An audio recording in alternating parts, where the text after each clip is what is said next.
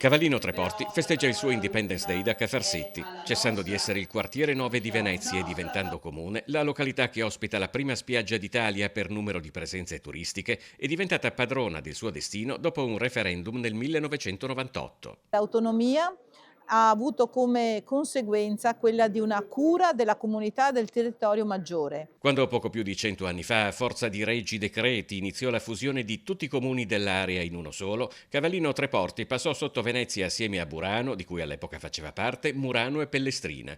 Era il 1923.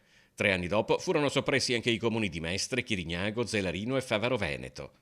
Mentre tra Venezia e Mestre si discute ancora di esigenze diverse tra laguna ed entroterra, 25 anni fa Cavallino Treporti ha compiuto una scelta da cui non tornerebbe più indietro. Rispetto a quando Cavallino Treporti era quartiere di Venezia non c'è dubbio che siamo cresciuti molto. C'è un'attenzione e una cura da parte del sindaco che di volta in volta c'è pro tempore rispetto al territorio che non può esserci una grande città. Durante la tradizionale cerimonia in Consiglio Comunale sono state conferite le benemerenze civiche anche alla memoria e gli encomi a realtà che si sono distinte per il lavoro quotidiano a favore della comunità.